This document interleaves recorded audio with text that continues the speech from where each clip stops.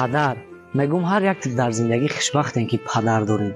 جالبش همینه که به قدرش نمیرسین. آخه به خدا برادر نزد یک بی پدر بشی سوال کن میگه که یک دقیقه هم باشه در روزوی دیدن روی پدرم. پدر جان هزارها رحمت که بچه‌تون هر وقتی در مشکلی زد عقیبش نگاه کرد شما را دید. هزارها بخشش که ای پشت مشید لذت شیرین زندگی را نچشیدین. هزارها بخشش که ای پشت مشید اون موی سیاهتون سفید شد. آخه من همیشه دعا میکنم که هر یک قطره عرقی که در بزرگ کردن ما رسوندین فردا روز قیامت دریای برایتون شود.